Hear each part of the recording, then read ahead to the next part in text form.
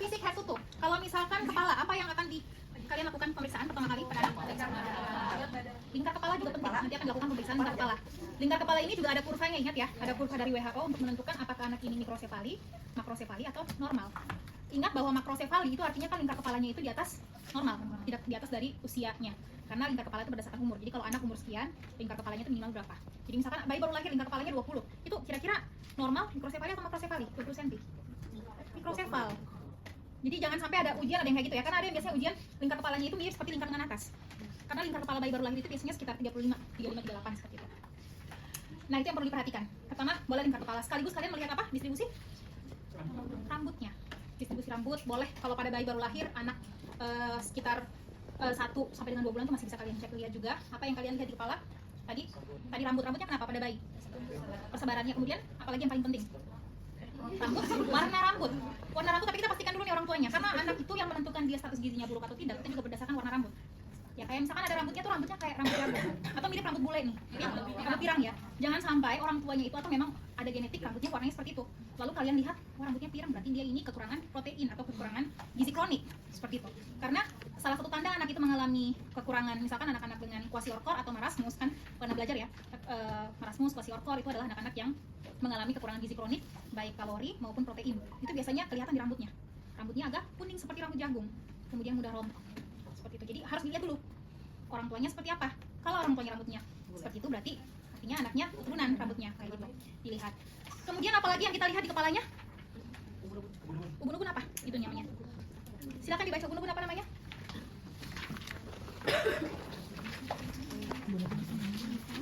Kami lihat. Yang posterior, anterior itu posisi atau letaknya. Paham ya? Kan ubun-ubun itu kan bukan cuma di sini penutupan ubun-ubun. Ya, kalau kalian lihat di gambaran kepala pada anak itu kan ada yang misalkan garis ya, itu namanya sutura ya. Sutura penutupan itu. Itu kan makanya ada fontanel occipital, ada anterior, posterior. Seperti itu. Yang biasanya kita meraba karena agak besar itu bukaannya itu suturanya masih agak terbuka itu di bagian anterior. Yang biasanya kalau kalian raba pada anak itu lembek, kemudian ada denyut kan. Nah, seperti itu. Normalnya memang seperti itu, bukan menutup. Ya, yang enggak normal itu adalah apa namanya? Di bawah encephali ada tulisan. Encephalokel itu biasanya ada yang kalian lihat ada seperti masa yang muncul pada anak ya sebelum penutupan apa namanya tadi fontanelnya menutup itu ada masa yang muncul. Itu bukan karena dia bukan karena caput succedanum maupun caput hematom ya, tapi karena memang ada kelainan namanya encephalokel. Seperti itu bisa kelainan kongenital atau kelainan bawaan kita sebutnya seperti itu ya. Kemudian ada namanya caput succedanum sama caput hematom. Caput succedanum sama caput hematom itu yang biasanya sebelum itu ya. Tadi ada anencefali ya. Anencefali itu yang biasanya itu nggak ada tempurung kepalanya. Mungkin karena kalian pernah lihat di video dan lain sebagainya itu ada anak yang nggak ada tempurung kepalanya. Jadi kelihatan kepalanya itu kayak kayak penyok gitu ya. Di sini nggak ada, benar-benar nggak ada. Itu kelainan kongenital semuanya. Kelainan kongenital itu biasanya bawaan yang harus kita cek nanti di keperawatan anak kronis akan kalian pelajari. Paling banyak dialami karena bawaan kongenital, termasuk salah satunya adanya virus Torch. Virus Torch itu dapatnya dari mana? Dari perempuan. Nah, perempuan dapatnya dari mana? Bisa banyak, bisa dari hewan peliharaan ataukah dari laki-laki. Jadi laki-laki nggak bawa itu ke anak, tapi perempuan yang bawa ke anak. Makanya sebelum hamil harus dicek apakah si ibu ini ada torch atau enggak. Kalau ada harus diatasi terlebih dahulu. Karena kalau misalkan tidak diatasi, anak itu bisa lahir mengalami cacat kongenital. Salah satunya kayak tadi tuh ada anencefali, ataukah anak bisa lahir dengan berbagai macam kelainan kongenital lainnya, misalkan cacat dan lain sebagainya. Seperti itu ya. Lalu tadi ada caput succedanum dan caput hematom. Caput succedanum dan caput hematom ini kalian pasti pernah lihat. Mungkin kalian kalau lihat anak yang lahir normal, bukan lahir sesar, itu biasanya kepalanya agak lonjong kan? Ya, itu bisa caput succedanum atau caput hematom. Ya, caput succedanum itu yang biasanya agak lembek. Itu karena biasanya di jalan lahir. Jadi ada tekanan di jalan lahir sehingga karena anak itu kan fontanelnya belum nutup ya. Sehingga kepalanya itu kan akan mengikuti jalan lahir. Jadi agak kelihatan tuh muncul. Itu sebenarnya cairan, tapi normal. Dia akan turun dalam 48 jam atau sekitar beberapa hari. Setelah itu dia akan kembali normal. Kayak gitu. Kalau caput hematom itu biasanya trauma jalan lahir tapi normal juga nggak masalah. Misalkan anak di jalan lahir itu lama, kemudian harus membutuhkan misalkan kayak vakum. Ada ya yang ditarik kepala anaknya menggunakan alat tertentu sehingga di situ terjadinya ada pecah pembuluh darah, tapi yang normal, bukan pecah pembuluh darah yang berbahaya seperti itu enggak. Ya jadi masih dalam tahap normal sehingga ketika anak lahir itu kepalanya tuh agak lonjong tapi agak keras. Kalau caput succedanum tadi kan agak lembek ya. Kalau hematom itu agak keras. Tapi juga akan turun dalam waktu beberapa hari. Jadi nggak usah takut. Harus diedukasi ke orang tua. Yang bahaya itu ketika misalkan anak lahir kemudian dia ada muncul timbulnya itu dia agak berbeda. Bukan lonjong tapi agak ada seperti massa yang timbul di bagian occipital atau anterior. Itu yang kita khawatirkan tadi. Encephalokel tadi. Ya, itu yang kita khawatirkan. Kemudian apalagi di kepala yang kita lihat? juga tetap dilihat ya, apalagi untuk anak yang lebih besar. Kalau anak bayi mah kita memang biasanya tuh kadang ada anak yang lahir kok kelihatan agak kotor ya Bu ya, itu sebenarnya itu jaringan lemak yang melindungi anak di dalam kandungan, jadi aman seperti itu. Kemudian kita turun ke bagian telinga dulu, wajah dulu lah. Di wajah yang kita lihat, apa yang perlu kita lihat di wajah? Simetris atau enggak. Kemudian apalagi yang kita lihat di wajah, turun. Tes nervus. Tes nervus itu sama seperti tes nervus pada orang dewasa, tapi yang membedakan respon. Kalau respon pada orang dewasa dan anak nanti tertentu terutama pada daerah mata dan lain sebagainya. Contoh nervus pada bagian area mata, nervus apa saja yang di mata? Sensoris. Apa? Motorik. Okular. Ya, pokoknya semua di anak, respon pada mata, karena anak baru lahir itu nggak bisa langsung bisa melihat. Ya, jadi makanya tes daya lihat itu baru bisa dilakukan di usia anak nanti di usia sekitar 36 bulan. Kalau misalkan di bawah dari itu dia udah bisa melihat, tapi kita nggak bisa melakukan tes karena dia belum ada respon, apalagi bayi baru lahir. Ya, kalau misalkan tes nervus yang lain, misalkan kalian tes nanti menggunakan kapas di bagian fasialisnya, itu ada respon. Bisa ada respon pada anak ya, terutama karena anak ini kan bayi baru lahir sampai dengan usia 12 sampai dengan usia di atas 12 bulan, itu kan dia masih fase oral ya. Jadi apapun yang kita kasih ke sini pasti ada refleks, dia akan mengikuti arah yang kita sentuh di bagian situ. Nah, kita turun di bagian matanya. Di matanya ini apa yang perlu kita lihat? Simetris kiri kanan, kemudian apa lagi? Pertumbuhan alis. Apa lagi? Nah, kelopak mata apa yang dilihat? Ada edem atau enggak? Kalau pada bayi, kalau di Du Bois yang kita pelajari nanti ya, itu ada, kita bisa melihat bagaimana pembukaan kelopak mata si anak. Karena semakin dia, nanti kalian akan lihat ya, ada anak yang dengan prematur, itu pembukaan mata bahkan kelopak matanya itu belum bisa kebuka. Itu kita untuk menentukan usia gestasi. Tapi kalau pada anak normal udah kelihatan ya, misalkan lahir normal itu udah bisa kelihatan. Jadi bisa dilihat misalkan kelopak matanya ada edem atau enggak. Kemudian apalagi yang kita lihat di matanya? Apalagi? Optosis apa? Celah kelopak. Apalagi di mata? Apa? Hedok apa? Kelopak mata menyempit. Apalagi di mata yang paling penting yang perlu kalian lihat? Pertama kali lihat. Ada lagi? Strabismus. Strabismus apa sih? Juling. Ya, strabismus. Walaupun strabismus itu banyak bentuknya ya. Ada kan orang juling ke dalam, ada keluar seperti itu ya. Itu bahasa ininya ya. Oke.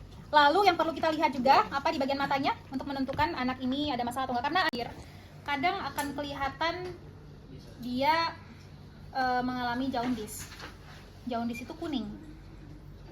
Ya, biasanya kebanyakan anak pas lahir dia akan kelihatan mengalami jaundice, walaupun nggak semuanya, tapi kebanyakan. Nah, itu normal pada anak sebenarnya. Tapi akan dilakukan pengecekan. Hidung simetris atau enggak itu gimana tuh maksudnya?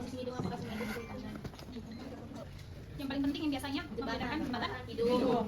Karena ini yang akan melihat anak itu DS atau enggak. Walaupun sudah kelihatan ya, Down syndrome itu sudah kelihatan pas lahir udah kelihatan. Tapi memang dia nggak punya jembatan hidung. Kayak gitu ya, tapi bukan berarti itu yang pesek bukan ya. Itu beda. Ya. Lalu apalagi di hidung? Cuping hidungnya. Kenapa cuping hidungnya? Keras atau biasanya kalau bayi baru lahir semakin, kalau kita ngecek cuping hidungnya itu kadang kita untuk menentukan usia gestasi ya, semakin lengket, kadang responnya kan kalau cuping hidung namanya kalau kita pencet gini kan baliknya cepat ya. Kalau pada anak yang semakin prematur atau bayi prematur itu kadang dia kalau dipencet itu baliknya lama, kayak gitu ya. Itu biasanya bayi yang prematur seperti itu, baliknya lambat karena dia masih kayak lengket. Kalau anak-anak yang baru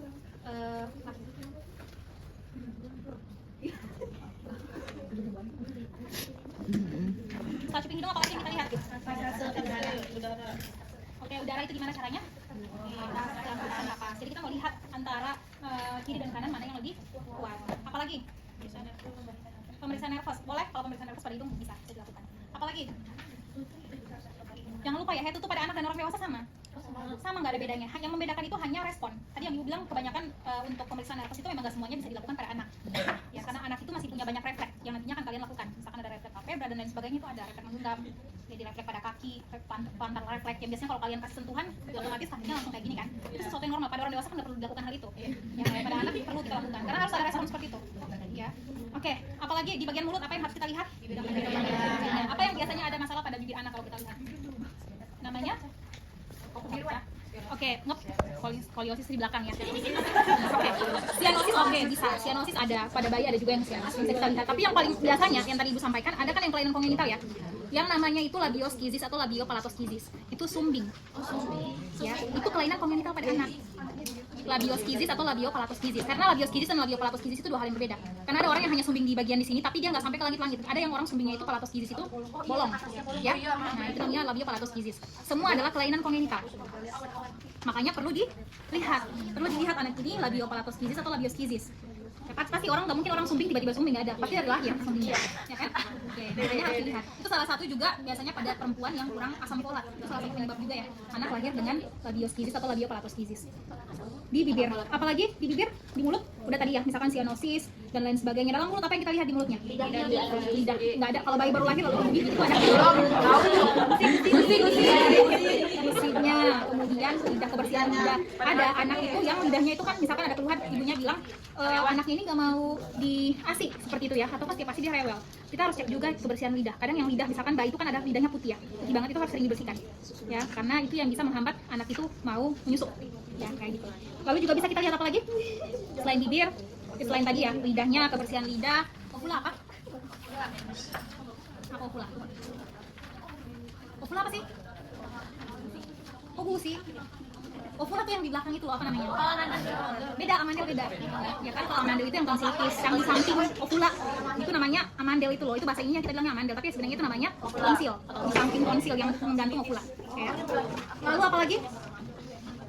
Jadi beda ya posisi nanti orang yang kena amandel itu beda. Amandel itu di samping-sampingnya, di bagian tonsilnya. Lalu itu yang harus kita lihat. Nah, pada anak yang lebih besar yang perlu kita lihat itu adalah terutama anak-anak yang dia kelainan darah, ITP thalassemia ataukah dia ITP, ya. Itu biasanya mereka mudah berdarah. Apalagi yang sudah tumbuh gigi ya, di giginya udah ada ya. Jadi itu perlu hati-hati, kalian akan lihat dia itu bahkan bisa perdarahan di bagian gusinya, mudah berdarah. Nah, karena yang thalassemia itu mereka sangat sensitif ya, sangat. Tapi thalassemia yang mana dulu ya? Nanti kalian akan belajar di semester berikutnya. Karena kalau terutama thalassemia mayor itu dan yang ITP itu yang mudah sekali berdarah. Jadi dia kadang dia jatuh atau dia kena sesuatu aja ya, kebentur sesuatu itu dia langsung biru. Ya, sangat mudah untuk memar. Itu biasanya ada kelainan darah juga namanya ITP.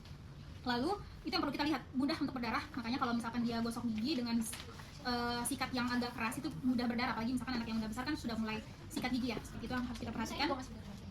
Kenapa? Yang masih gede juga yang sering berdarah tadi, kemungkinan bukan ITP ya. Kalau misalkan ITP harus dicek darah ya. Karena kalau ITP itu dia sangat mudah, kalian bisa lihat badan kalian itu mudah memar. Yang mudah memar, kadang memarnya itu bukan cuma yang, karena memang kalau kadang-kadang ada kita tuh bangun suka memar biru kayak gitu ya, itu biasa. Itu kadang-kadang misalkan ada itu biasanya itu sebenarnya ada kadang-kadang sel darah putih kita ya, sel darah putih kita yang dia kadang dia menganggap sel normal itu sebagai sel darah putih itu kan fungsinya untuk antibody ya, dia tuh menyerang segala yang menurut dia itu asing. Nah kadang tuh di posisi tertentu kadang dia menganggap yang sehat itu dia anggap sebagai sesuatu yang normal seperti itu, sesuatu yang abnormal. Makanya kadang ada respon tubuh kita misalkan kita kelihatan ada biru dan lain sebagainya, tapi beda yang tadi yang anak-anak dengan ITP itu beda. Lalu apalagi kita turun ke belum turun ya, masih di telinganya dulu nih. Telinganya apa ini yang baru kita lihat? Simetris kiri kanan, apalagi Oke, sama. Nah itu ya yang penting, yang kita akan lakukan tes. Jadi daun telinganya ini dilipat ya, semakin dia cepat baliknya itu artinya anaknya memang lahir normal. Jadi ada kadang misalkan dia lambat balik, ini juga yang semakin lambat balik semakin prematur bayi tersebut. Itu biasanya kalau kita ngitung usia gestasi di The Boys. Lalu ada yang paling penting juga yang kadang anak itu sakit demam, orang tuanya nggak tahu. Jadi kadang mungkin dia nggak ada tanda-tanda misalkan infeksi flu dan lain sebagainya, itu nggak ada, tapi kok dia demam. Nah itu perlu dilihat juga di bagian telinganya. Kadang ada infeksi di telinga yang orang tuanya nggak tahu, itu yang bikin dia demam. Namanya otitis media. Otitis media biasanya kalau terlalu cuacanya terlalu dingin ataukah misalkan ada anak yang lebih besar dia suka masukin sesuatu di telinganya dia dan lain sebagainya. Nah ada otitis media itu contohnya kalau yang sudah kronik itu yang biasanya mengeluarkan cairan dan bau. Ya, tuh ya. Jadi misalkan yang pada orang dewasa ada anak-anak juga seperti itu tapi jarang kasusnya. Nah otitis media itu kalau dilihat biasanya di dalamnya itu kan kelihatan seperti bengkak, di dalamnya kelihatan bengkak dan lain sebagainya. Itu berarti infeksinya di telinga. Ya jadi anak demam seperti itu. Lalu kalau misalkan refleks untuk mengetahui apakah tes daya dengar pada anak sudah bisa dilakukan. Karena anak itu sudah bisa dites daya dengar misalkan dengan kalian melakukan tepukan, lalu ada respon matanya tadi, artinya pendengarannya normal seperti itu, artinya nggak ada masalah dengan pendengarannya. Lalu turun di bagian leher, apa yang dilihat di leher? Lipatan leher. Normalnya gimana? Apakah bayi baru lahir dia lehernya langsung jenjang? Mungkin ya. Karena masih banyak jaringan lemak ya di bagian jaringan lemak pada bayi masih banyak. Lalu apa lagi yang kita lihat di leher? Arteri karotis, apa lagi? Vena jugularis. Nah, apalagi yang harus kita lihat di leher yang kita lakukan perabaan? Apalagi? Tiroid. Oke, tiroid apa yang dilakukan? Tiroid caranya meraba tiroid gimana? Tekannya di bagian mana? Ya, suruh menelan. Ya, kalian tahu kok posisi tiroid, coba kalian silakan tahan seperti ini lalu kalian coba menelan. Nah, naik turun seperti ada bergerigi itu sebenarnya di situ tiroid. Ya, itu kan biasanya kan akan mengalami pembesaran kalau misalkan orang-orang yang mengalami struma. Struma itu bondok. Ya. Bondongan. Oh beda, bondongan beda. Bondongan itu yang di pipi. Yang kadang agak pipinya bisa bengkak. Tapi salah satu pipinya aja, bukan dua-duanya biasanya. Yang gondongan itu virus deh, dan bisa menular. Makanya kalau kalau ada anak yang kena gondongan, kalau main sama temennya yang satu, pasti temennya nanti tertular. Karena melalui droplet. Nah sebenarnya obat yang seperti itu supaya dia itu nggak keluar, dia nggak menyebarkan virus. Kayak seperti itu ya. Iya, itu butuhnya cuma butuh istirahat. Tapi nggak ada kalau pakai itu nggak ada beban gitu Bu, cuma buat bikin dia nggak Iya, itu kan cuma buat anak-anak sebenarnya itu nggak tahu ya zaman dulu kenapa ada kepikiran orang tua kepikiran seperti itu ya. Tapi efektif kan, jadi anaknya itu nggak keluar. Iya kan? Karena sebenarnya kalau orang mungkin yang non kesehatan kalau lihat seperti itu kan dia nggak tahu ya. Tapi kalau orang kesehatan lihat seperti itu mereka takut. Aduh jangan masuk, istirahat deh, pasti nanti menular. Karena itu menular lewat droplet. Kalau misalkan ada anak kecil, kok satu yang ini gondongan, tiba-tiba yang nggak lama temannya gondongan, itu pasti tertular. Itu virus. Ya seperti itu gondongan. Jadi gondongan beda dengan gondok. Gondok itu stoma. Jadi pembesaran kelenjar tiroidnya yang bengkak. Ya salah satunya kan biasanya orang yang kekurangan yodium ya. Walaupun sebenarnya ada gondok yang disebabkan oleh virus juga. Itu harus dioperasi. Tindakan gondok itu harus dioperasi. Struma ya. Tapi sekarang kayaknya banyak kasus struma di Indonesia itu udah jarang terjadi ya. Sangat jarang. Ya sudah sangat jarang ditemukan. Lalu apalagi yang kita lakukan perabaan tadi selain tadi kalian melakukan perabaan untuk kelenjar tiroid, apalagi yang kita raba? Ada atau tidaknya distensi vena jugularis. Vena jugularis itu namanya raba nggak sih? Itu mah arteri. Vena nggak pernah berdenyut. Ya, vena nggak pernah. Yang berdenyutnya itu, yang vena besar di sini namanya apa? Yang tadi berdenyut? Vena, astagfirullahaladzim, arteri karotis. Kalau vena jugularis normalnya itu kan nggak teraba ya, nggak ada pembesaran. Tapi ada kasus di mana misalkan anak-anak yang lahir dengan benar-benar kelihatan timbul. Tapi pada anak-anak itu jarang kelihatan ya, karena ketutup juga dengan jaringan lemaknya. Tapi kalau pada orang dewasa itu kelihatan. Adanya distensi vena jugularis, benar-benar timbul kelihatan venanya. Timbul seperti itu. Lalu tadi ya vena jugularis, arteri karotisnya sudah, kelenjar tiroidnya sudah, lalu turun ke bagian dada. Seperti ya, karena belum antropometri. Di dada ada 4 prinsip, di dada dan abdomen yang perlu kita lihat. Apa 4 prinsip itu? Apa aja? Inspeksi, palpasi, auskultasi. Nah, inspeksi apa yang kita lihat inspeksi? Simetris atau enggak? Gimana cara kita melihat simetris atau enggak pada dada? Itu kan udah dipalpasi. Berarti yang kita lihat adalah saat inspeksi adalah mau lihat dia simetris atau enggaknya. Kita lihat dari ekspansi dinding dadanya. Saat dia inspirasi sama tidak? Antara kiri dan kanan, ekspansi dinding dada, pengembangan dinding dadanya kiri dan kanan, simetris atau tidak. Untuk memastikannya itu kita bisa lakukan dengan sambil meletakkan tangan, anggap aja kita palpasi seperti itu ya. Karena kalau lihat kadang-kadang mungkin untuk memastikan benar nggak sih yang kita lihat, kita bisa lakukan perabaan. Jadi kita tahu ini pengembangan kiri dan kanan seimbang atau tidak. Jadi ekspansi dinding dadanya seimbang atau tidak. Lalu yang kita inspeksi lagi selain yang tadi simetris kiri kanan, yang perlu kita lihat adalah apa? Jangan dulu. Masih tentang pernafasan. Jadi ada tidak retraksi dinding dada. Retraksi dinding dada itu contohnya kayak gimana? Saat dia bernafas kelihatan, misalkan pada orang-orang ada TB paru atau kelainan jantung bawaan itu kan kelihatan ya kalau dia narik nafas itu tulang-tulangnya keangkat seperti ininya keangkat banget ya, kayak gitu. Jadi kelihatan adanya retraksi dinding dada, ya kayak gitu ya, keangkat. Itu yang kita lihat kalau ada retraksi dinding dada. Apalagi yang kita lihat di dada? Apa? Lanjut. Apalagi selain bentuknya tadi sudah oke, bentuk dada benar, bentuk dada. Bentuk dadanya seperti apa? Barrel chest, apalagi banyak bentuk dada ya. Pengembangan dinding dada itu yang paling penting. Kemudian setelah itu kita melakukan yang namanya palpasi tadi. Palpasi apa yang kita palpasi? Meraba ya, melakukan perabaan. Terutama pada anak itu sebenarnya ada satu yang kita raba. Normalnya itu masih peraba ya, namanya ictus cordis. Ictus cordis itu dia di bagian ventrikel. Ventrikel kiri kita akan melihat itu biasanya masih kelihatan denyutannya. Kalau pada bayi coba kalian lihat misalkan pada bayi baru lahir, lihat di bagian ventrikelnya itu pasti kelihatan ada denyutan di situ. Itu namanya ictus cordis. Nah, itu sangat membantu kita dalam menghitung denyut nadi anak. Kalau kalian di ruang perina, kita mau meraba anak denyut nadinya itu kan susah, nggak mungkin kita pakai di bagian perifernya itu nggak mungkin. Kayak di bagian pergelangan tangan nggak mungkin. Yang memudahkan kita untuk sekaligus menghitung pernafasannya itu kita tempelkan, boleh menggunakan jari atau kita menempelkan menempelkan itu stetoskop di bagian ictus cordisnya sambil tangan kalian sebelah kiri, jadi sekaligus bisa menghitung denyut nadinya beserta frekuensi nafas. Ya. Itu peraba ya kan. Lalu di dada apa lagi yang kita lakukan setelah itu? Menggunakan perkusi kan tuh? Ya, perkusi. Apa dulu kita auskultasi dulu lah. Auskultasi pada bagian dada. Auskultasi apa yang kita mau dengar di bagian dadanya? Suara nafas. Kemudian selain suara nafas apa juga yang mau kita dengar? Suara jantungnya. Karena pada anak itu kan banyak kasus kelainan kongenital jantung bawaan ya. Banyak macam. Ada yang namanya patent ductus arteriosus, ada juga namanya VSD. Jadi ada yang dia tuh pas lahir ductus aortanya itu nggak ketutup dia. Ya, ataukah ada juga yang VSD itu ventrikelnya itu nggak ketutup, seperti bocor. Ya, ada bocor seperti itu yang nanti seiring bertambahnya usia itu bisa menutup secara alami atau enggak, kadang-kadang nggak bisa menutup, harus dilakukan tindakan operasi. Nah, itu yang harus kita, pasti bunyi jantungnya itu pasti berbeda. Ya, pasti kalian akan mendengarkan bunyi seperti murmur. Seperti itu yang kedengaran pada bunyi jantung. Lalu di nafas itu ada bunyi nafas normal itu ada berapa? abnormal. Kalau yang normal ada berapa? Ada 3 ya. Ada vesikuler, ada bronchial, ada bronhovesikuler. Itu adalah yang normal. Bronhovesikuler itu yang seimbang antara inspirasi dan ekspirasi. Kayak gitu. Itu tiga bunyi nafas yang normal. Kalau yang abnormal yang biasanya kalian dapat di kasus-kasus yang ada bunyi ronhi kering, ronhi basah, wheezing, dan banyak lagi bunyi nafas seperti itu ya. Kemudian kita langsung ke perkusi. Seperti ini, nanti kalian ujian juga kayak gini ya, menjelaskan seperti itu saat ada pasien. Boleh di perkusi bahasanya dari kalian. Jadi misalkan di kepalanya normal, apa terlihat, tidak adanya apa, dan lain sebagainya kayak gitu. Oke, sekarang perkusi, apa yang kalian lakukan di perkusi? Enggak sakit. Bagaimana sih cara perkusi? Coba satu orang yang mau lihat cara perkusi, silakan. Boleh, jangan gitu. Harus kan dia di antara interkostal kan. Ya, gitu ya. Jadi kita nggak boleh apa tangannya seperti ini, nggak bisa ya. Jadi salah satu tangan kita itu yang bagian tengah ini yang menekan di bagian interkosta. Jadi kalau seperti ini nggak akan bunyi. Kalau ke manusia nggak akan bunyi. Jadi salah satunya harus tuh tangan kalian itu yang 2 ini nggak boleh rapat. Yang satu aja nih yang di antara interkosta. Ya jadi diketuk seperti ini akan kedengaran bunyinya. Paham? Kayak gitu. Jadi satu aja ya, Bu? Sebenarnya 3 jari tapi satu yang melekat. Ya, melekat kayak gini. Nah, itu yang kalian dengar. Sekarang yang Ibu mau tanyakan. Perkusi itu bunyi normalnya apa sih kalau di interkosta, kalau di dubdub itu auskultasi. Kalau misalkan dia di perkusi di jantung, bunyinya apa? Awas ya, kalau dapat pempis terus nggak tahu, Ibu suruh ulang. Bunyi perkusi apa sih kalau di jantung? Normalnya? Bunyinya? Peka. Peka karena ada darah kan? Ada darah, ada otot. Jantung kan ada ototnya ya. Jadi dia pasti bunyinya pekak. Nah, bagaimana kalau misalkan kenanya di paru-paru, bunyinya apa? Bunyinya apa namanya?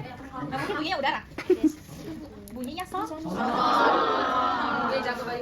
Karena ada di situ berisi udara. Ada kadang juga kasus misalkan di parunya itu bunyinya pekak. Artinya ada kan? Artinya kalau biasanya kalau ada kasus kalian temukan kok di paru-parunya ini bunyinya pekak, berarti kemungkinan ada pneumotoraks.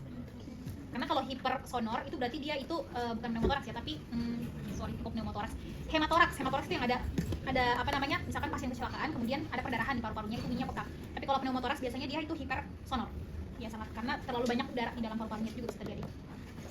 Itu untuk dada. Sekarang kita ke abdomen. Abdomen kalau di inspeksi pertama kali apa yang kita lihat? Tali pusat. Anak tali pusat itu misalkan bayi baru lahir, tali pusatnya itu sekarang nggak boleh, misalkan ada perawatan tali pusat dibungkus-bungkus nggak boleh ya. Jadi dibiarkan seperti itu, aman. Nah sekarang kita udah di banyak rumah sakit sudah tidak ada lagi anak-anak yang infeksi disebabkan oleh tali pusat yang tidak dirawat. Itu pasti nggak mungkin ada lagi kasus seperti itu ya. Tapi kalau anak-anak itu kan kadangnya perutnya kan buncit ya, kita nggak tahu ini asites ataukah memang normal seperti itu. Makanya kita perlu melakukan sambil melakukan perabaan. Walaupun sebenarnya anak asites itu sudah kelihatan buncitnya itu beda. Kadang kalian lihat yang agak mengkilap ya perutnya ya, misalkan kelihatan anak-anak dengan busung apa kan kelihatan ya agak bening banget, kayak apa sih, glowing ya. Perutnya tuh glowing, kulit perutnya tuh glowing seperti itu. Nah kalian perlu lihat dulu nih untuk memastikan dia asites atau enggak. Asites itu pembengkakan di abdomennya ya, kadang disertai dengan agak keras seperti itu. Nah itu yang kita lihat, ada pembengkakan atau enggak dan lain sebagainya. Lalu kita sambil melakukan palpasi. Di palpasi abdomennya tadi melakukan perabaan apakah ada asites, ada distensi abdomen atau enggak. Ya distensi abdomen normalnya itu kan kalau perut itu kita raba kan lembek ya pada anak ya. Tapi kalau distensi abdomen itu kita tahu bahwa dia tuh seperti ada kelainan. Jadi kalau ditekan itu dia kayak yang tadi Bu sampaikan, distensi itu seperti sponge. Sesuatu yang kalian raba itu dia apa ya? Dia tuh seperti kalian akan merasakan kalau saat dipalpasi itu akan berasa bahwa ini nggak normal abdomennya ketika ditekan. Ya itu nggak nyaman, kelihatan nggak seperti biasanya kalau kita melakukan palpasi pada abdomen. Lalu di bagian abdomen juga kita sekaligus melakukan perabaan. Ya, misalkan perabaan pada heparnya dan lain sebagainya. Normalnya pada anaknya itu kalau melakukan perabaan pada hepar itu normalnya sebenarnya nggak boleh teraba. Atau kalaupun teraba itu kita harus hitung berapa jari terabanya. Kalau pada orang dewasa kan kadang kita lakukan perabaan hepar itu kan kalau misalkan sudah lebih dari 3 jari kan bisa dicurigai adanya hepatomegali kan. Karena normalnya tuh hepar tuh baiknya nggak teraba. Tapi kalau sampai dengan teraba harus dihitung berapa jari hepar itu teraba.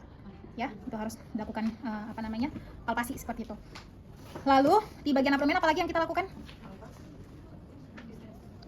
Tadi distensi abdomen udah ya. Jadi dilakukan distensi apalagi? Auskultasi. Auskultasi yang didengar di abdomen itu kita mau mendengar apa sih? Usus? Bising? Usus atau peristaltik? Peristaltik usus. Nah, terutama pada anak-anak yang diare dan konstipasi itu pasti peristaltik ususnya tuh beda. Paham ya? Pasti beda. Kalau pada anak diare itu dia hiperperistaltik atau enggak? Artinya bising ususnya itu meningkat atau tidak? Kalau diare itu udah pasti meningkat peristaltik ususnya. Kalau konstipasi justru melambat. Ya, itu pada anak pasti teraba. Pasti bisa didengar untuk peristaltik usus. Lalu kemudian yang perlu dilihat lagi di sini perkusi pada abdomen. Kalau di abdomen kita perkusi apa sih? Kalau kita perkusi apa? Kalau di perkusi bunyinya apa? Pekak pada daerah mana? Hepar. Oke. Apalagi lambung tergantung ya. Lambung tuh kadang kalau ada isinya bunyinya peka, kalau nggak ada nggak bunyinya nggak mungkin peka.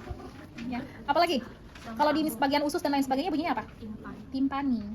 Ya, timpani. Nah, kalau misalkan di bagian hepat tadi memang bunyinya nanti peka seperti itu. Lalu kalian jangan lupa ya dihafal untuk 6 kuadran perut. Ingat ya, 6 kuadran yang misalkan posisi misalkan di bagian kalau ibu bagi seperti ini ya. 1 dibagi jadi 6. 1 2 3 4 5 6 7 8 9 kuadran. Kok 6? 9 kuadran. Berarti di bagian kanan atas ini namanya apa? Hipokardium dextra. Di sini yang biasa kalau orang bilang nyeri ulu hati bilangnya apa? Ulu hati itu namanya apa sih? Jangan sampai kalian orang kesehatan masuk rumah sakit bilangnya nyeri ulu hati, nggak mungkin ya. Itu kalau orang awam bilangnya nyeri ulu hati. Kalau kalian bilangnya apa? Epigastrium. Jadi nyerinya di mana epigastrium? Nah, berarti kalau kita menjelaskan di dalam naskah, tulisnya jangan tulis nyeri ulu hati, kecuali itu dari penyampaian dari pasien. Tapi kalau yang kalian mau jelaskan, misalkan kalian mau presentasi bilangnya itu nyeri di bagian epigastriumnya, itu berarti ulu hati. Di sini hipokardium sinistra. Di sini bagian sini apa? Lumbal dextra. Pusat namanya apa? Umbilikus. Di sini lumbal sinistra. Lalu di bawah sini ada namanya inguinalis atau iliaka. Inguinalis dextra. Di sini hipogastrium. Hipogastrium ini daerah bagian vesika urinaria dan lain sebagainya. Ya makanya kalau ada nyeri pasien, misalkan ada pasien dengan ISK, kalau disebut nyerinya di bagian mana, pasti kalian sebutkan nyeri kuadran atau region yang mengalami nyeri itu di bagian hipogastrium. Seperti itu nggak mungkin kalian bilang tulisnya di situ nyerinya di bagian perut bawah. Perut bawah itu kan banyak. Harus dijelaskan spesifik di bagian mana. Jadi hipogastrium, inguinalis, sinistra seperti itu. Itu nggak usah, nggak apa-apa, nggak ibu tanyakan di ujian ya, tapi harus kalian ingat. Sekarang di bagian hipogastrium. Sekarang di bagian belakang, tulang punggung belakang. Ya, di belakang ini apa sih yang kita lihat? Nah, kita lihat vertebranya. Vertebra itu kan tulang belakang. Ya, vertebra ini tulang belakang. Yang kita mau lihat anak ini dia ada kelainan nggak sih pada vertebranya? Banyak macamnya. Salah satunya itu adalah skoliosis. Skoliosis itu yang gimana sih? Yang agak bengkok ya, kayak S seperti itu skoliosis. Nah, ada skoliosis. Kalau misalkan ibu tanya kiposis, lordosis itu normal nggak? Kiposis kita ini semuanya ada kiposis, lordosis itu normal. Yang nggak normal itu adalah hiperkiposis, hiperlordosis.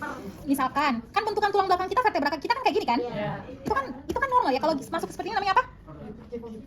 Lordosis. Yang kayak gini kiposis. Jadi itu yang kita lihat. Kalau misalkan dia terlalu bungkuk berarti dia hiperkiposis. Kalau misalkan dia terlalu yang seperti ini ya, ada dia bisa hiperlordosis. Misalkan ada etnis tertentu yang mereka itu perempuan itu biasanya punya bokong yang besar. Ya ada ras tertentu ya, misalkan ras di mana ya? Kalau saya ingat ibu tuh di bagian Afrika. Itu kan kalau perempuan pinggulnya besar, ya itu kan otomatis dia itu punya bagian lumbalnya itu hiperlordosis. Mungkin kita lihatnya ada orang yang wah pinggulnya bagus ya seperti itu, tapi sebenarnya itu kalau orang fisioterapi pasti mereka bilang itu bisa gangguan postur. Karena kalau terlalu hiperlordosis itu kan dia akan memberatkan bagian pinggulnya untuk menahan beban. Seperti itu sehingga bisa mengganggu postur. Itu kalau orang fisioterapi anggapnya seperti itu ya. Jadi kalau sesuatu yang berlebihan itu akan mengganggu postur. Kayak gitu ya. Nah, itu yang akan kita lakukan perabaan. Termasuk nanti di belakang ini kita lakukan misalkan tadi pemeriksaan, nanti saat kalian mau melakukan pemeriksaan fisioterapi dada dan lain sebagainya, itu semuanya dilakukan pada bagian punggung. Kalau pada bayi, pada anak, termasuk anak seperti itu yang akan dilakukan. Lalu sekarang kita ke ekstremitas atas, apa yang dilihat? Bengkak apanya? Nah, di jari ini apa namanya itu? Jumlah jari. Polidaktil itu yang kayak mana?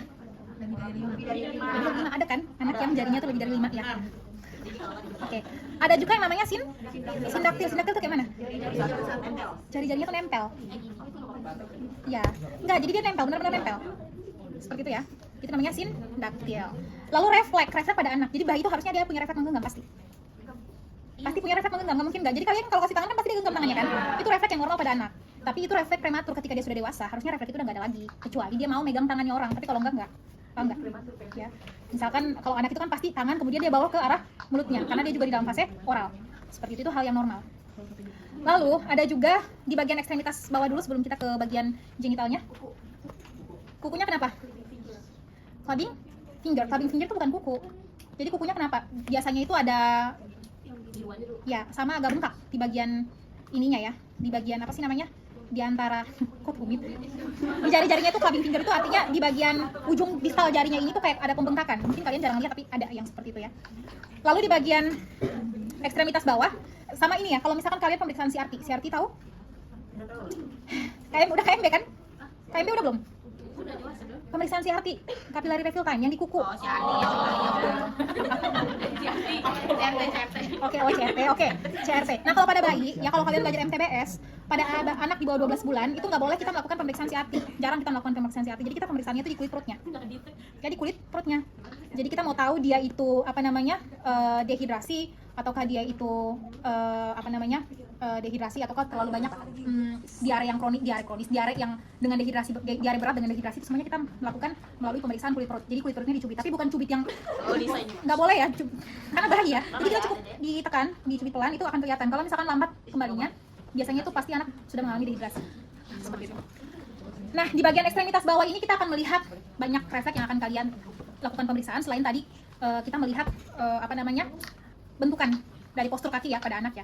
Jadi postur kaki pada anak ada juga anak yang lahir misalkan apa sih namanya, ibu lupa. CTEF kalau nggak salah namanya, seperti itu. Itu yang kalian bisa lihat itu ada kalau sampai dengan dewasa sebenarnya itu bisa ditangani ya. Kalau misalkan diketahui dari kecil itu bisa dilakukan penanganan operasi tentunya, tapi dengan ortopedi bagian anak biasanya seperti itu untuk dilakukan supaya posisi kakinya itu bisa normal. Mungkin kalian sering lihat yang ada bentukan kaki O, kaki X dan lain sebagainya. Itu semua karena kenapa sampai bertahan sampai dewasa? Mungkin dulu belum ada yang tindakan seperti itu ya, tapi sekarang tuh sudah ada. Jadi dari bayi ketika sudah melihat yang seperti itu sudah bisa ditangani. Sudah bisa ditangani melalui operasi. Jadi perubahan bentuk supaya tidak mengalami yang tadi bentukan kaki O atau kaki X. Karena ternyata mungkin kita melihatnya mereka biasa aja ya, tapi kalau di orang fisioterapi mereka tahu bentukan kaki yang seperti itu akan menghambat atau akan mengganggu posturnya juga. Ternyata seperti itu. Postur dan koordinasi nantinya. Sehingga dari anak itu kalau kalian nanti di semester berikutnya dapat mata kuliah keperawatan anak kronis, akan dapat kasus anak yang mengalami ekstremitas bawah seperti itu. Itu banyak kasus yang kayak gitu ya. Lalu tadi jangan lupa di bagian kaki juga kita akan melakukan banyak refleks ya. Salah satunya nanti yang membedakan dengan orang dewasa adalah refleks tadi plantar yang tadi kita kasih respon, kemudian kakinya itu ya, dia akan ada respon seperti ini di bagian kakinya. Lalu juga di garis-garis kakinya juga pasti berbeda dengan orang dewasa. Kalau orang dewasa kadang-kadang udah kelihatan lebih sudah kelihatan lebih nggak banyak garis-garis di plantarnya ya kan. Kalau pada bayi dan anak itu masih banyak garis-garis pada kakinya. Lalu kalau pada bayi juga kadang-kadang kita bisa melihat di bagian kakinya ini, ibu lupa namanya, yang di bagian telapak kakinya itu masih kelihatan datar. Kalau normalnya kan harus agak masuk sedikit seperti ini kan, ini normal. Kalau pada orang dewasa kalau nggak ada seperti ini kan bisa gangguan juga. Lama-lama dia akan kesulitan untuk berdiri lama. Ataukah kadang orang yang misalkan ibu jarinya ini udah masuk ke dalam, lalu kelihatan tulang di samping ibu jarinya ini udah nonjol, itu kan lama-lama dia bisa mengalami yang tadi plantar, ibu lupa namanya, itu orang fisioterapi ya. Jadi itu nanti telapak kakinya itu rata. Kalau pada orang dewasa harusnya nggak boleh. Kalau rata itu udah masalah. Nanti lama-lama kita udah nggak bisa lama berdiri atau kesakitan. Seperti itu, bahkan bisa bukan sampai fraktur ya, tapi bisa retak bagian tulang di bagian telapak kaki kita. Seperti itu. Kalau pada anak itu masih rata, itu normal. Tapi kalau pada orang dewasa yang harus dilakukan terapi. Ya, seperti itu yang harus dilihat. Sekarang kita ke bagian genital dulu, di bagian kelaminnya dulu. Kalau pada perempuan apa yang kita lihat? Perempuan apa yang dilihat? Melihat kelaminnya kan, lihat labia mayora, labia minoranya, mayora, minora. Kadang-kadang kalau bayi yang baru lahir yang masih prematur itu kelihatan lipatan labia minoranya itu belum kelihatan karena masih ketutup dengan, walaupun normalnya memang ketutup ya, labia minora ketutup dengan labia mayora. Tapi kalau misalkan saat dilihat dilakukan pemeriksaan, kalau bayi yang belum cukup umur itu labia minoranya nggak kelihatan, tapi klitorisnya udah kelihatan nonjol keluar, paham ya? Nah, kalau pada perempuan yang kita lihat intinya tidak ada masalah, misalkan ada labia mayora, labia minora, klitorisnya ada, itu aman ya. Pada laki-laki apa yang perlu kita lihat? Ada masalah kongenital juga soalnya. Pada laki-laki harus kita lakukan pemeriksaan dulu ya, juga melakukan pemeriksaan. Kadang kalau pada bayi yang belum cukup umur kita akan melakukan pemeriksaan apakah testisnya sudah turun atau belum. Itu bisa diraba di bagian mananya yang diraba? Di skrotumnya akan dilakukan perabaan. Ya, jadi dilakukan perabaan kita akan lihat sudah turun testisnya atau belum. Ya, kalau sudah turun kita hitung berapa testis, kan testis ada 2 ya. Udah turun, apakah sudah semuanya udah turun atau belum. Biasanya kalau belum cukup umur belum turun. Tapi akan teraba, dia masih di atas seperti itu. Nah, pada bayi yang cukup bulan itu pasti sudah turun testisnya. Dilakukan perabaan, testisnya sudah turun atau belum, dipastikan tidak ada pembengkakan di daerah skrotum dan lain sebagainya. Kemudian ada yang anak yang lahir dengan kelainan kongenital, itu bagian uretranya itu posisinya itu tidak di ujung dari penisnya. Paham? Jadi normalnya kalau laki-laki penis ujung uretranya itu di ujung kan? Ada penis ya. Nah, ada yang namanya hipospadia. Hipospadia itu dia lubang uretranya atau lubang pipisnya itu dia posisinya tidak di ujung. Tapi posisinya bisa di bawah atau posisinya bisa di atas. Ada namanya hipospadia dan epispadia. Itu kelainan kongenital mungkin jarang ditemukan tapi ada, sehingga perlu dilakukan pemeriksaan dilakukan jadi perubahan ya tapi harus dilihat dulu kondisi anak apakah sudah stabil untuk dilakukan operasi dan lain sebagainya. Itu akan dilakukan perubahan posisi supaya kembali sesuai dengan normalnya, harusnya di mana? Di ujung kan? Ada seperti itu kasus. Jadi misalkan dia epispadia, itu kadang-kadang lubang pipisnya itu di atas. Dioperasi tapi harus dilihat dulu kondisi dan kestabilan anaknya, kapan bisa dilakukan. Itu nanti bukan hanya dokter bedah ya, tapi berkonsultasi dengan dokter bagian urologi. Di bagian urologi untuk melihat apakah sudah bisa untuk perubahan posisi atau enggak. Tapi ada ya kasus yang seperti itu, kelainan kongenital. Jadi hipospadia itu kadang ada dia yang lubang uretranya itu di bawah. Ya, ada juga yang di atas. Jadi di ujung tuh nggak ada lubangnya. Seperti itu. Kalau yang dia cuma satu dan harus dioperasi itu dipotong sebelah dua. Maksudnya gimana? Bagi-bagi. Jadi itu kan waktu saya ke rumah sakit tuh ngaterin kakaknya mau operasi, yang sebelah kan ditanyakan kenapa. Udah dewasa atau anak-anak? Anak-anak masih lumayan. Usia berapa tahun? Ini 2 tahun. Itu tuh skrotumnya tuh katanya dia ngomongnya katanya bijinya katanya cuma satu. Nah itu harus dioperasi. Nah itu dioperasinya di belah dua. Harus dicek dulu deh. Yang sebenarnya harus dicek dulu ya. Kadang-kadang karena kadang itu misalkan di operasinya itu apakah supaya membantu testisnya turun ataukah ada masalah dengan salah satu testisnya sehingga harus diangkat. Kita nggak tahu. Jadi kalau misalkan ditanya operasinya itu apa, karena kita nggak tahu kronologisnya apa, dia masuknya dengan apa, apakah ada keluhan. Karena ada juga kasus misalkan anak laki-laki masuk ada pembengkakan di bagian skrotumnya, orang tuanya telat bawa, itu ternyata bermasalah. Sehingga tidak bisa, bagi salah satu testisnya itu bisa jadi bermasalah sehingga rusak, dan itu bisa dampak efeknya ke dewasa kan, sudah pasti efeknya akan sampai ke dewasa. Makanya itu harus dilihat kalau sudah ada tanda-tanda misalkan ada kemerahan pada bagian skrotumnya, ada keluhan nyeri, segera dilakukan pemeriksaan ya supaya segera ditangani. Kalau kasus yang ditanyakan apakah dia harus dioperasi, dilakukan bagaimana, itu kita nggak tahu ini kasusnya apa, apakah testisnya yang belum turun ataukah ada masalah pada salah satu testisnya sehingga harus dilakukan operasi kayak gitu ya. Itu yang penting. Lalu kita ke bagian anus. Ini banyak ya kasus pada anus, ini paling banyak nanti kalian temukan pada anak, terutama anak-anak yang lahir prematur. Itu kita akan temukan banyak kasus yang namanya di kepala otak berikutnya itu namanya Hirschsprung atau atresia ani. Ya itu Hirschsprung dan atresia ani ini kadang-kadang saling berkaitan ya. Walaupun kadang anak atresia ani nggak mengalami Hirschsprung. Nah, atresia ani itu apa sih? Atresia ani itu kalau kalian lihat biasanya bayi baru lahir kadang itu dia nggak punya lubang anus, itu nggak ada. Atau lubangnya belum kebentuk, lubangnya itu sebenarnya sudah kelihatan tanda-tanda akan kebentuk tapi belum ada lubang. Gitu ya. Jadi misalkan kalau dibuka ya, bokongnya itu dibuka, kita lihat itu semacam ada lubang tapi itu belum ada lubangnya. Paham nggak itu? Itu namanya atresia ani. Itu kadang dia lahir prematur atau kadang bisa sebenarnya dia lahir karena ada gangguan namanya kelainan kongenital juga. Atresia ani, sehingga nanti akan dilakukan operasi untuk membuat lubang, tapi harus ditunggu sampai dengan usia anak itu stabil. Jadi nggak bisa langsung dilakukan operasi pas lahir langsung lihat wah atresia ani langsung dioperasi, nggak bisa. Ya. Nggak bisa. Jadi sementara biasanya kadang kalau belum bisa dilakukan membentuk lubangnya itu kadang-kadang akan dibantu dengan tindakan nggak dilakukan tindakan kolostomi, nanti dilakukan pada tindakan Hirschsprung ya. Jadi ada juga yang namanya itu Hirschsprung. Kalau Hirschsprung beda sama atresia ani. Kalau Hirschsprung itu dia saraf di bagian rektum ya. Kalau rektum itu kan kalau kita belajar tentang kemarin fase perkembangan pada anak, ada namanya kan fase anal kan. Anak itu dia sudah bisa mengontrol kotorannya keluar atau enggak. Ya kan? Itu karena saraf pada sphincter anusnya ini udah berkembang. Nah, pada anak baru lahir apalagi prematur, itu sphincter pada anusnya ini belum berkembang. Atau dia belum bisa ada jadi di bagian usus kita tuh ada namanya sel ganglion. Sel ganglion itu yang mendorong kotoran kita tuh bisa keluar. Paham ya? Nah, karena sel ganglion itu belum matang atau bahkan belum ada sama sekali sehingga kotoran anak itu ketahan di dalam ususnya. Kalau ketahan kan bahaya ya. Jadi perutnya semakin besar, kemudian anak mengalami infeksi dan lain sebagainya. Sementara dia tuh belum punya sphincter itu belum matang, belum bisa untuk mengeluarkan kotoran. Sehingga biasanya dilakukan yang namanya kolostomi, pemasangan kolostomi sementara. Kolostomi temporer. Itu akan dilakukan pada anak-anak dengan Hirschsprung. Atau juga bisa dilakukan pada anak-anak dengan atresia ani kalau misalkan belum bisa dilakukan yang tadi tindakan untuk misalkan supaya ada lubang pada anusnya. Ya, itu yang biasanya dilakukan. Nah, kalau kolostomi pada orang dewasa itu kan bisa permanen kan? Pada orang dewasa itu bisa permanen. Tapi pada anak dengan Hirschsprung itu dia cuman temporer. Artinya ketika nanti dokter itu melihat si anak ini sudah cukup usianya, sudah stabil, maka akan dilakukan penutupan kolostominya dan kembali ke posisi yang normal. Seperti itu kasus-kasus yang banyak ya, termasuk pada laki-laki, bukan hanya laki-laki sebenarnya, pada perempuan juga, tapi kasus bukan ibu bilang Hirschsprung ya, karena pada orang dewasa nggak bilang Hirschsprung lagi, nggak mungkin. Kalau orang dewasa satu-satunya kejadian banyak yang harus melakukan pemasangan kolostomi itu juga banyak kasus, walaupun banyak kasus itu sebenarnya ya, tapi banyak juga kasus orang yang mengalami kerusakan pada sphincter anusnya sehingga harus dilakukan. Beda ya, orang dewasa tuh rusak sphincter anusnya, kalau anak-anak kan belum matang ya. Kalau orang dewasa ada yang kerusakan sphincter anus, ada juga mungkin dia mengalami hemoroid yang parah sehingga harus, ataukah kanker bagian rektum sehingga rektumnya harus ditutup lalu pemasangan kolostomi. Tapi banyak kasus pada orang dewasa itu adalah kerusakan pada sphincter anus yang disebabkan oleh seks anal. Nah, karena seks anal sehingga sphincter saraf pada rektumnya itu rusak. Jadi dol, ya kan? Kotorannya keluar terus, nggak bisa dikontrol. Sehingga akhirnya lama-kelamaan kalau hemoroidnya sudah parah seperti itu, ataukah sphincternya udah dol seperti itu, berarti harus ditutup. Lalu dipasangkan kolostomi. Seperti itu banyak kasus ya. Kalau pada orang dewasa seperti itu, kalau pada anak temporer. Artinya sementara nggak selamanya. Kan waktu saya PKL sekitar 2 tahun lalu itu di bagian disabilitas kan ada bayi, dia Iya, kolostomi. Ditahan kurang lebih kalau nggak salah sekitar sampai Januari 2024 termasuk baru operasi. Iya, jadi memang harus dilihat sampai anaknya stabil. Kalau dia belum cukup umur nggak bisa. Jadi mau dilakukan operasi itu harus melihat anak itu sudah stabil atau belum. Karena kan kalau melakukan tindakan operasi kan banyak obat yang harus diberikan. Salah satunya kan bius. Obat bius itu nggak bisa, dosisnya itu harus diperhatikan sesuai dengan usia anak. Ya kan, kalau misalkan berlebihan nggak sesuai usia, anak ini beda sama orang dewasa kelebihan dosis sedikit masih bisa lah. Tapi kalau pada anak nggak bisa. Sehingga harus melihat anak itu stabil, baru bisa dilakukan tindakan untuk operasi. Kayak gitu. Jadi selalu melihat anak ini sudah cukup umur, kemudian diperiksa dulu udah stabil belum untuk dilakukan operasi. Kayak gitu. Ya.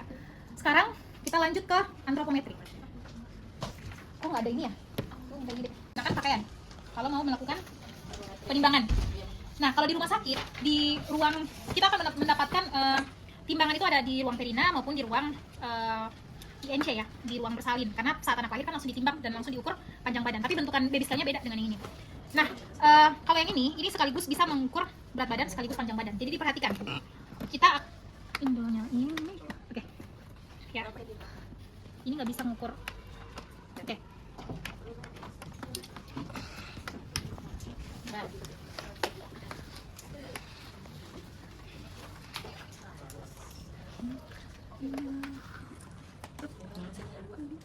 Kan aku bilang bisa bang ngorok kita bisa di dulu ngorok kenceng banget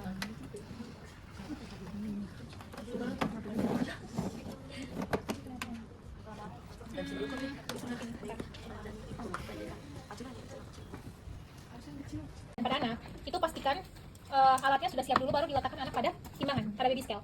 Nah, ini baby scale ini yang kemarin ibu sampaikan prinsipnya itu kan kalau pada anak di bawah 2 tahun kalau mau melakukan pemeriksaan berat badan dan panjang badan harus dilakukan oleh 2 pemeriksa bukan 1 pemeriksa. Karena anak ini kan masih banyak gerak ya, sehingga kita nanti susah mendapatkan tinggi badan yang sebenarnya. Jadi persiapan alatnya itu kalau yang untuk alat kita yang ini ya, itu dibuka dulu seperti ini. Ya, ini tadi ketutup ya kayak gini ya. Ini dibuka lalu kalian ambil papan bagian atas dipasang. Karena kan harus kita pastikan kepala anak itu melekat pada papan bagian atas dan nanti pada bagian bawahnya seperti ini. Kaki ini harus melekat pada papan bagian bawah. Kalau untuk baby scale yang ini, kalian bisa sekaligus mengukur tinggi badan anak. Jadi misalkan satu pemeriksa itu menahan bagian kepala, pastikan melekat pada papan bagian atas. Satunya lagi itu dia harus pastikan bahwa telapak kaki anak ini melekat pada papan bagian bawah. Ini bayinya ini bayi prematur ya. Oke, kalau di rumah sakit itu sebenarnya timbangan ini khusus untuk yang bayi lahir normal. Karena kalau di rumah sakit itu ada ukuran yang memang kita bisa mengukur sekaligus untuk semua anak yang prematur maupun lahir normal. Jadi kalau kalian mau lihat bagaimana panjang badannya itu tinggal ditarik seperti ini. Nanti akan kebaca di bagian sini. Jadi akan kelihatan berat badannya berapa, panjang badannya itu berapa, ya. Jadi kalau anak di bawah 2 tahun kita selalu bilangnya panjang badan. Oke. Panjang badannya berapa kita catat, harus dicatat. Besok itu kalau kasus kalian nggak harus berpatokan pada sini. Dari kalian mau berat badannya berapa, jadi seolah-olah nanti pas saat kalian timbang berat badannya berapa, anaknya mau laki-laki atau perempuan, usianya berapa, itu semua dari kalian. Nanti ibu cuma menerima hasil akhir, ketika kalian interpretasi ibu mau lihat benar atau salah. Nanti interpretasinya akan pakai kurva WHO, jadi kalian harus catat berat badannya berapa, dia laki-laki atau perempuan, karena kalau laki-laki pakainya yang biru, perempuan pakainya yang pink.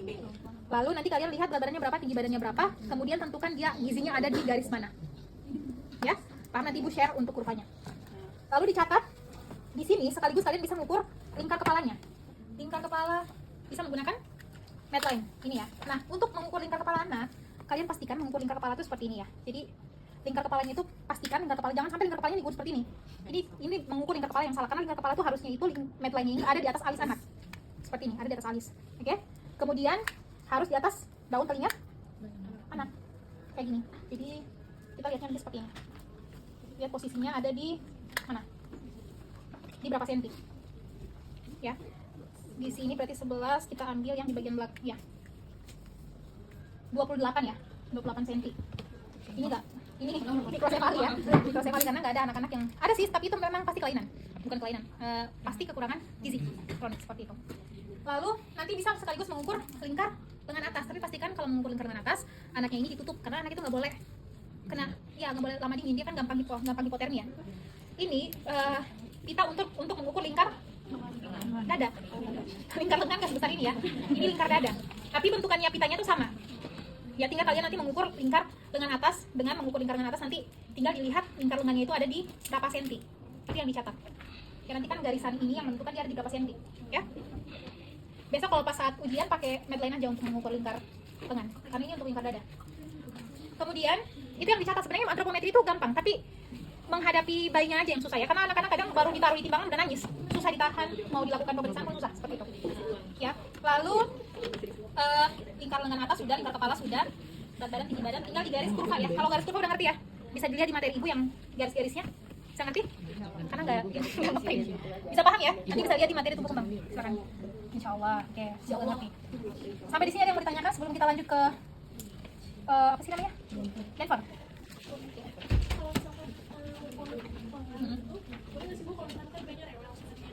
Gak apa-apa. Kalau lingkar lengan itu nggak masalah, lingkar lengan, lingkar kepala. Tapi pastikan kalau kepala itu, kalau rewel, makanya kan prinsip anak itu family center kan. Kita melibatkan orang tua. Kalau nggak melibatkan orang tua nggak bisa berhasil. Susah ya, kayak gitu.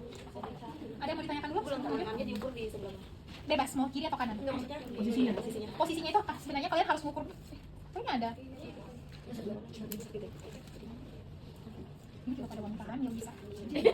Ya. Jadi itu kadang kita cara ngukur lingkar lengan atas itu nanti bisa kalian langsung masukin seperti ini. Tapi lihat dulu yang buat bayi ya. Jadi nanti sorry. Jasmine betul. Jadi kayak gini nanti kita lihat ya. Dia ada di berapa ini kan ada harapannya ya? Iya. Jadi lihatnya nanti dia ada di harapannya berapa? Hah? Oh jadi di sini. Iya di lengkap namanya lingkar lengan atas kan? Bila. Ya.